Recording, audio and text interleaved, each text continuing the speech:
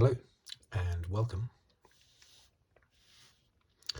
to this little video looking back at the Miami Grand Prix, round 5 of the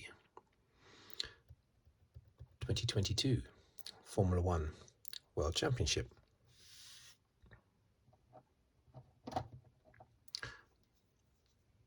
As I did with the last race, I will write down the finishing order and then the top 10 in the Drivers' Championship and the top 10, well, the 10 in the Constructors' Championship. Okay. And then I'll just briefly talk about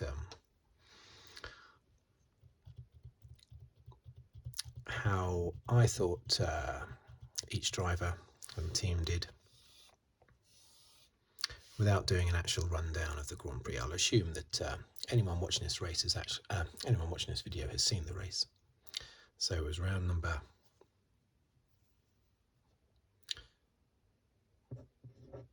5. The Miami Grand Prix of 2022. So called because they've already got a US Grand Prix. They can't give it the same name. So next year there will also be a Las Vegas Grand Prix. I remember in 1983, was it? They had a USA Grand Prix, a USA West Grand Prix, and a USA East Grand Prix.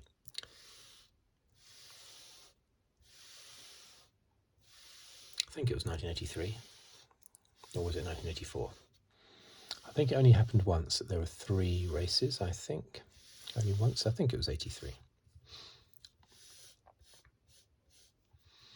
Okay, so in first place,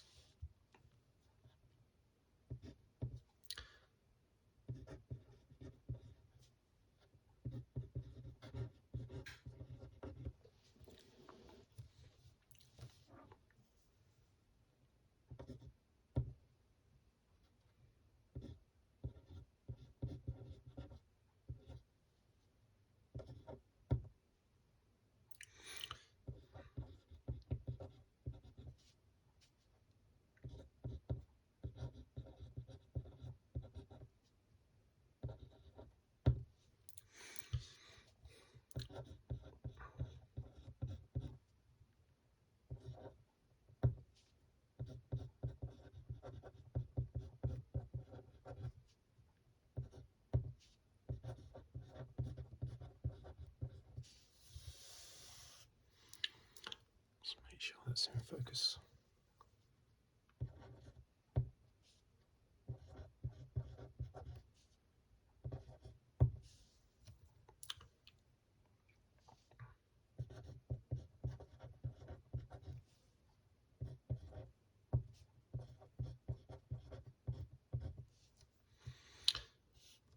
Okay, so championship positions.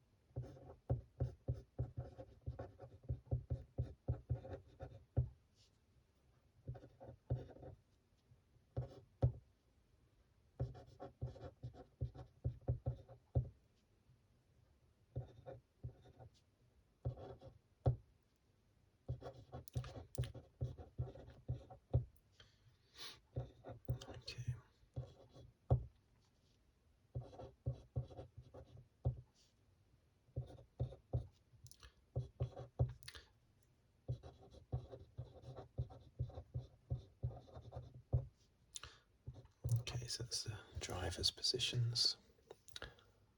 Let's get that. Okay. So the teams.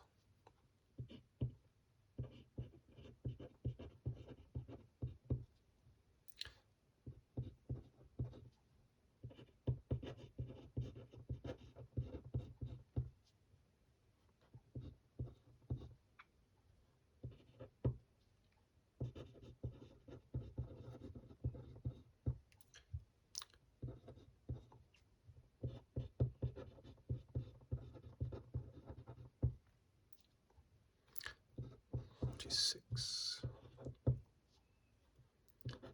Off.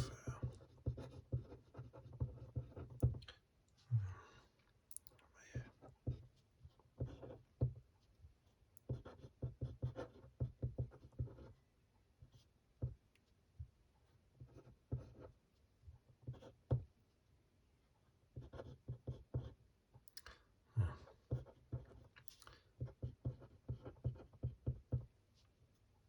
16.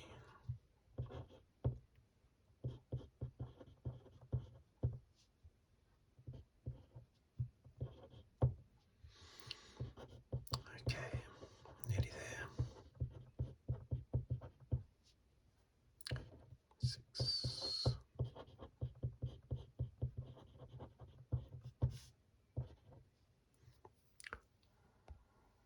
Okay. Let's put my little black pen away. So I won't need that now.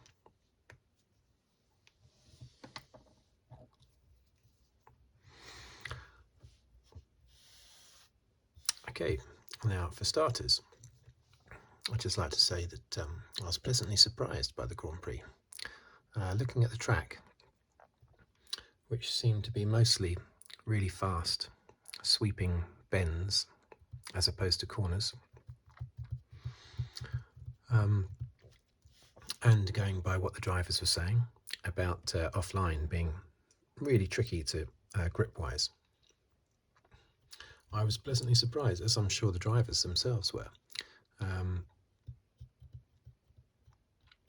that overtaking was actually possible.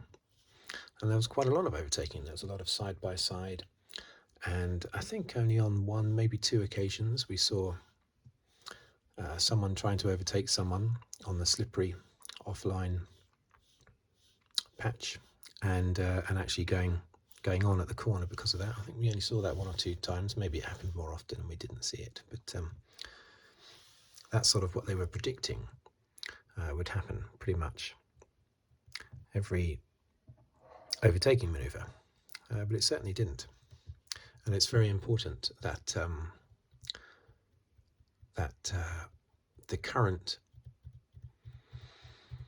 rise in popularity of Formula One in America continues. It isn't stunted like it has been in the past, particularly the 2005 US Grand Prix at Indianapolis, where only 6 cars actually started the race. That's not what you want to see. So, lots of overtaking, which was good, and fighting as well, as usual, between Verstappen and Leclerc. I thought that if Leclerc got away at the start without being harpooned by Sainz, I thought there was a danger of that, because he's been a little bit desperate in the last, not just races, but also in the practice session. He had an off, didn't he, in this practice session at Miami. I thought, is he getting a little bit ragged? Is he getting a little bit desperate? And I thought in desperation he might accidentally take both himself and Leclerc out. I could see that happening at the first corner. It didn't, because unfortunately for Sainz, he had a lackluster start. Didn't threaten Leclerc at all and got passed by Verstappen. So Leclerc got through the first corner first. I thought that would be it. Barring any disasters or mistakes by Leclerc, I thought he would be free to win then.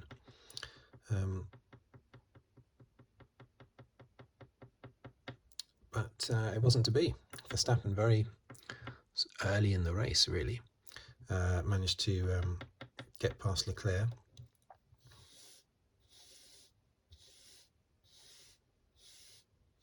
which was impressive. And the race stayed pretty much like that, didn't it? You had at the top, you had Verstappen and Leclerc scrapping away for the win, with Leclerc coming back at Verstappen later in the race on his hard tyres. He said after the race, Leclerc said that his medium tyres in his first stint were not very good, or at least not as good as his being on the hard tyres, and he was able to seriously challenge Verstappen in the last sort of 5 laps or so, and may well have got past if the race had been a bit longer. But Verstappen held on well under extreme pressure from Leclerc. And unfortunately, there is this sort of this line. In fact, I'm gonna do it. I'm gonna draw a line. Look, I'm sorry, Sainz and Perez, but the divide. This often happens in Formula One. You'll get the 2 lead drivers in one team, in 2 teams, and then a gap. And then fighting for third, you'll get the 2 second drivers, which is awful for them because, especially Sainz, he sees himself as equal to Leclerc. And in many ways, I think he is, but I just think psychologically, Leclerc has just grabbed hold of 2022. And, oh dear, I really hope it, but Sainz, hope not, but Sainz, for his sake, I really hope not for his sake. But Sainz looks like a beaten man this year. And if you start that slippery slope, then you'll end up being a beaten man every year. It's very difficult to pick yourself up. Nico Rosberg managed to do it against Hamilton, although he, as he admits himself, he had a lot of luck in 2016 that helped him. But it wasn't just luck. He did fight well that year and, on occasions, outperformed Hamilton. Most of the time not, but on occasions. But Sainz doesn't want to fall into that number 2 slot every season. I don't know how long he'll be at Ferrari, but it was a definite split today. Verstappen and Leclerc at the front, then a gap, then Sainz and Perez. I think Sainz started to come back at Leclerc at one point in the middle of the race. Started to close the gap a little bit. But later it opened up again.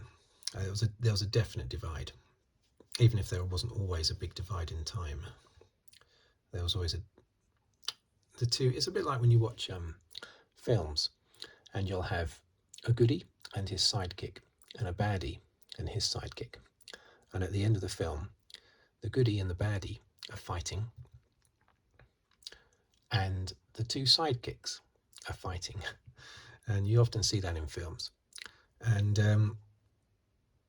that's unfortunately what this race very much so looked like. Once again, you've got Russell and Hamilton, the Mercedes picking up points, consistent, no reliability problems, unlike Red Bull. No retirements either. Red Bull and Ferrari have both had more than their fair share of retirements this year. But Russell and Hamilton, no. There was one race where Hamilton didn't score, of course. It was the last race, wasn't it? Or was it Australia? Was it the last race? I think it was the last race. Yeah, last race at Imola.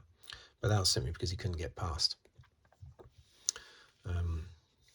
DRS train, as they call it. And he was at the back of a DRS train. Russell, once again, I think it happened in Australia, didn't he?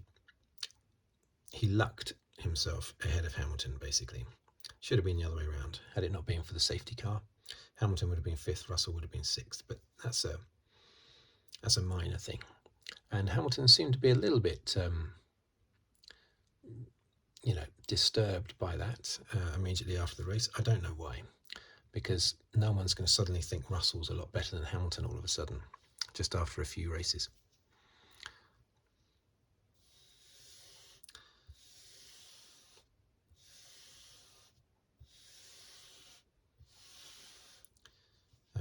Especially when we know that there were 2 races where Russell would have finished ahead of Hamilton. Hamilton would have finished ahead of Russell had there not been the safety car playing to Russell's favour. And also, was it in Saudi Arabia, the setup that Hamilton had was terrible. He only finished 10th or something, didn't he? That was due to a setup he had done. in qualifying. Bottas, he was really strong in the race. I noticed pretty much the whole race, Bottas maintained a 2-second lead over Hamilton. Hamilton got past, he was really good, Hamilton. He chopped past Alonso and he got past Gasly, and I thought, right, he's gonna get past Bottas really quick now. And he stayed 2 seconds behind Bottas for it seemed like most of the race. And the only reason why both he and Russell got past Bottas in the end was a little mistake by Bottas going into one of the corners. Looked like he hit the wall as well, tank slapper, but he just sort of like grazed the wall, I think, Bottas. But Bottas, a very good performance, very solid. Ocon didn't really follow him much in the race, didn't really know what was going on with Ocon. Albon, good. He was very happy after the race, Albon, when he was interviewed, which is good to see. It's always good to see a Grand Prix driver pleased with their performance, but you know, it's difficult to see how generally he could be happy. But at the moment, when considering he was in a Red Bull. But anyway, 9th. It's okay, I guess. 10th, Stroll. Yeah, I don't really know much what happened with Stroll during the race. Not entirely certain. Ocon and Stroll I didn't really see much of.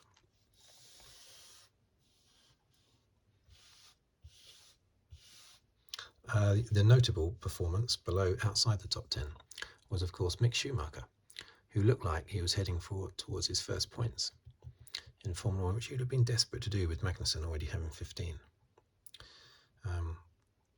But poor old Schumacher, great performance. Well, I say great performance. I mean, Magnussen has shown that the car is good. But important for Schumacher to record a points finish. And he was, I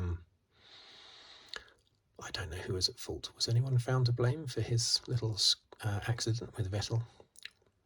I think it was Vettel, wasn't it? His mentor, Sebastian Vettel. I don't know who was to blame for that. Schumacher on the inside, Vettel on the outside.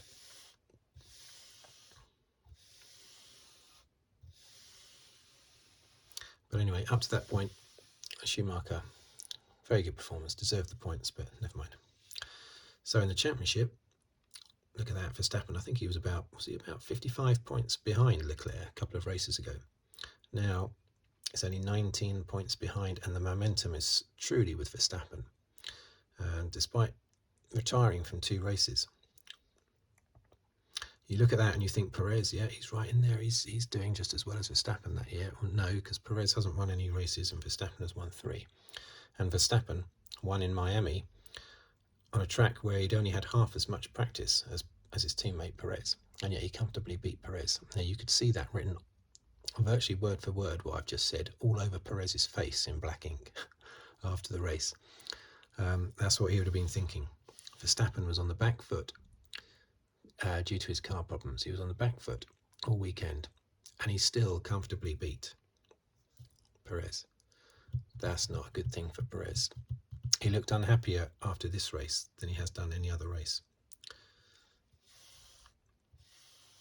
He's racking up the points, and looks close to Verstappen, but Verstappen's had, Perez has had 1 retirement, of course. Verstappen's had 1 extra retirement than him. But the team, Red Bull, will still be happy so long as he's recording good, solid results. They won't mind him being 15 seconds behind Verstappen at the end of every race. Not that he was this time, that's just me saying that. I really like Perez. I would rather see Perez in a different car, in a different team where he can be the team leader. Anyway, Russell, excellent. Comfortably ahead of Hamilton, but we know that there are extenuating circumstances for that have helped Russell a little bit and hampered Hamilton. But still, I wouldn't say Hamilton's driving better than Russell. I would say they're on a par.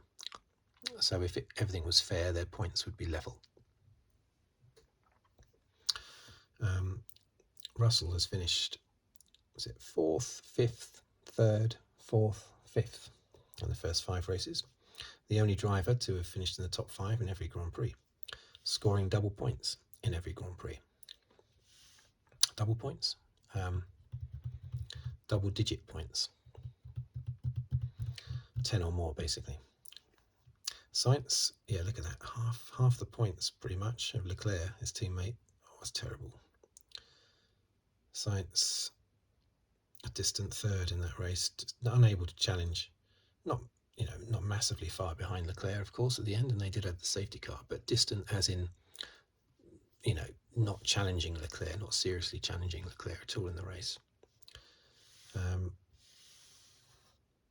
I really hope he picks up as well, but it is very much so looking at Perez and Sainz, the 2 sidekicks, fighting each other at the end of a film, not in the main fight.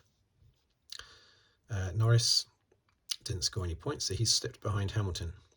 Hamilton was 7th after the last race, he's now 6th. I think this is the lowest he's ever been after this number of races. 7th after Imola, 6th after Miami. I don't recall ever in his career, his whole career, ever being as low as that, any stage of a championship. Well, after round 1, yes, because there have been times when he's retired in round 1, but after 2 or more races, I don't recall him being as low as 6th or 7th in the championship. That's pretty and at the end of his career, that's a difficult one for him to get past, to motivate himself to continue. He's got to pick himself up and get that 8th world title. Bottas only just behind Hamilton, 30 points. Well done, Bottas. Well done. I mean, he's still in the twilight of his career, of course.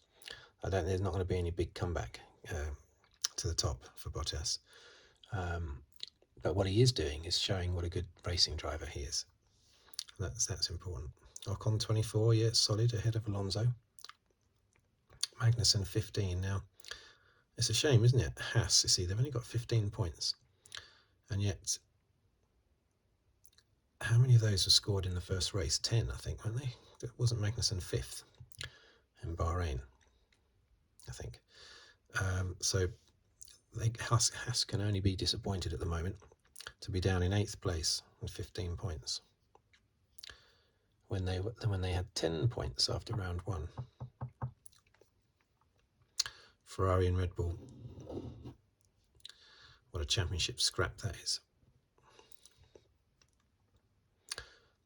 Ferrari had a massive lead, and for a while Mercedes were in 2nd place, weren't they, in the championship? But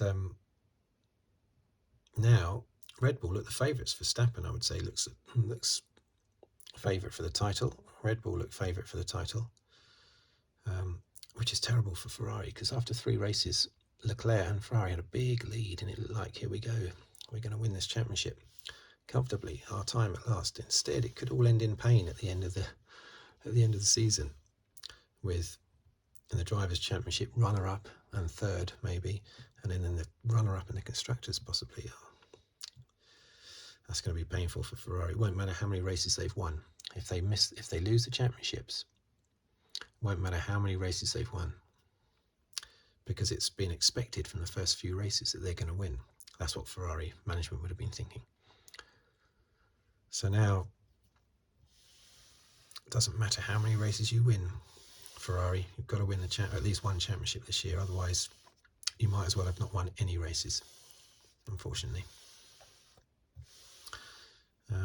Mercedes, they can come back from there. They might go back to the old car that they showed in Barcelona testing before they swapped it for this sort of rocket engine look, rocket engine monocoque that they've got at the moment.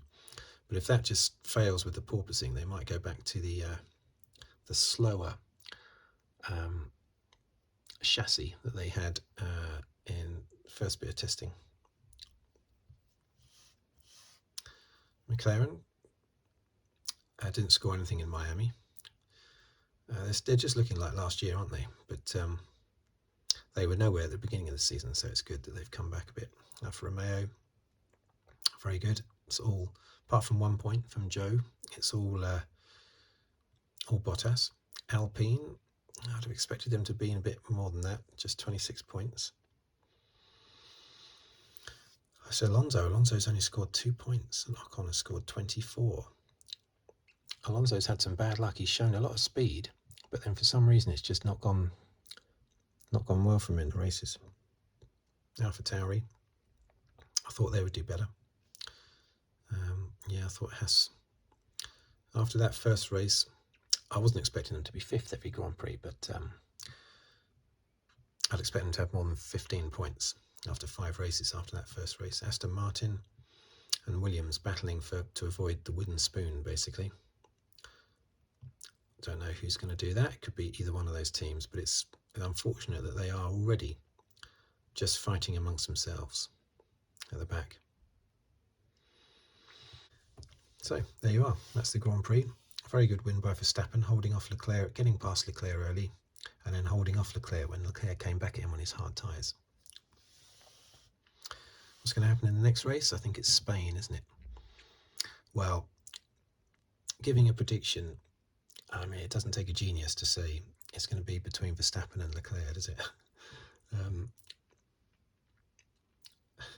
Doesn't at all, does it? I mean, basically, I would predict pretty much the same finishing order.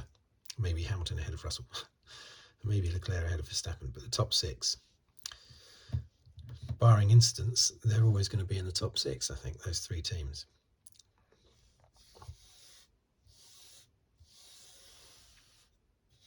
Tsunoda is getting quicker. He had a good weekend, speed-wise. He only came 12th in the race, but he showed moments of good speed and performance. But anyway, there you go. Thank you for watching. Thank you for listening. If you'd like to subscribe, please do so. And like the video or comment, that'd be great. Thank you. And goodbye for now.